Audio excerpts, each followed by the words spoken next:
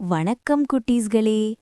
இன்னைக்கு நாம போக போறது ஒரு மாயமான இடத்துக்கு. அதோட பெயர்தான் உலகம் குழந்தைகள் உலகம். வாங்க கதைக்குள்ள போகலாம். ஒரு அழகான நகரத்தில் குழந்தைகள் உலகம்னு ஒரு பெரிய பூங்கா இருந்தது. அது சாதாரண பூங்கா இல்ல குட்டீஸ்களே. நல்ல மனசோட வந்த குழந்தைகளுக்கு மட்டும் அது உயிர் பெறும் மாய பூங்கா. அந்த நகரத்தில் ஆர்யா, மித்ரா, கிச்சு, அபி என்று 4 நண்பர்கள் இருந்தார்கள். அவர்கள் எல்லோரும் பள்ளி முடிந்ததும் வீட்டுக்கு போகலாமா என்று யாரும் சொல்ல மாட்டார்கள். வாங்க குழந்தைகள் உலகம் போகலாம் என்றுதான் சொல்வார்கள். பூங்காவின் முதல் ஆச்சரியம்.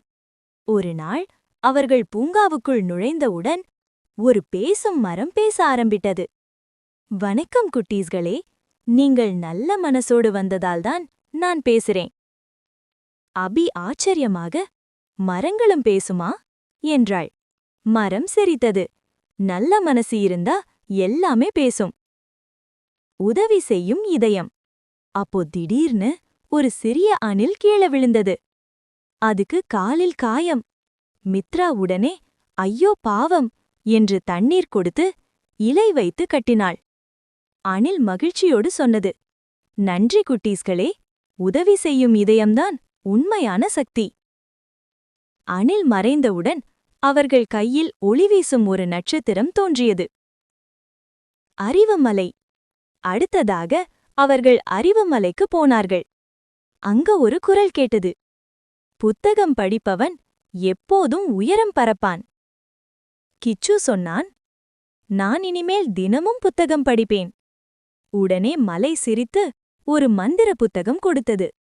அதில் எழுதப்பட்டிருந்தது, அறிவு பகிர்ந்தால்தான் பெருகும். நட்பு பாலம். பூங்காவின் கடைசியில் நட்பு பாலம். ஆனா அந்த பாலம் உடைந்திருந்தது. ஆர்யா சொன்னான், நாம் எல்லாம் சேர்ந்து முயற்சி பண்ணலாம். எல்லோரும் கைகளை பிடித்து ஒருவரை ஒருவர் ஊக்கப்படுத்தினார்கள்.